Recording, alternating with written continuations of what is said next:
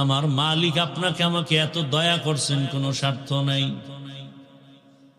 আল্লাহ যদি স্বার্থপর হইতেন, আল্লাহর দেওয়া পানি বাতাস সব ভোগ করিয়া আমরা যারা আল্লাহরে মানি না, ঘুমের মধ্যে আমাদের মেরে ফেলতেন।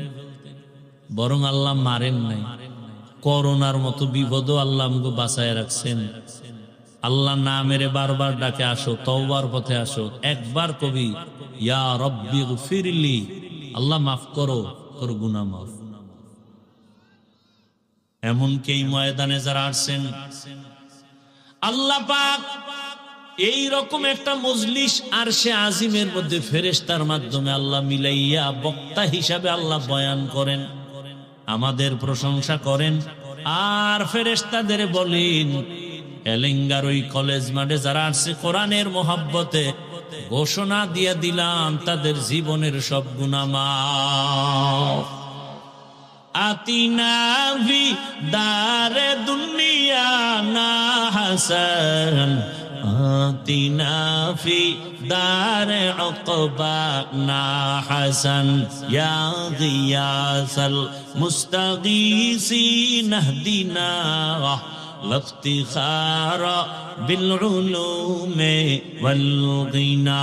হর গোরি দেনে কো তু তৈয়ার হ্যায়, जो न मांगे उससे तू बेजार है। দুনিয়ার সবাই এই মোনাজাতটা দিয়েই দেবো, কিন্তু না আপনাদের যে জোর করে বয়ান শুনাবো এই দায়িত্ব তো আল্লাহ আমাকে দেয়নি। আমার ভাল লাগে না, তা আবার দরকার কি এত চিল্লা পাল্লা করার? আমি চলে যাই মোনাজাত দিয়ে। হ্যাঁ, এই যে বেরামি মানুষগুলো, মানুষের লজ্জা না থাকলে আর কি করা?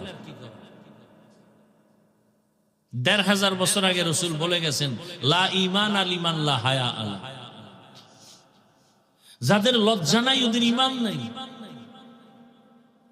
এই ফাঁকে ফাঁকে ফাঁকে ফাঁকে জোতা লইয়া কই যে ভাগতেছে, মনে এক হেদায়েত হয়ে গেছে।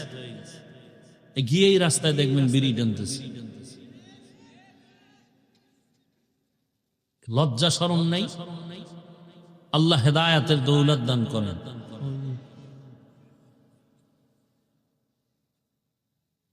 ভাইরা আমার, আল্লাহ তাআলা মানুষ কেন বানাইলেন? আল্লাহ বলেন, আমি মানুষ বানাই নাই।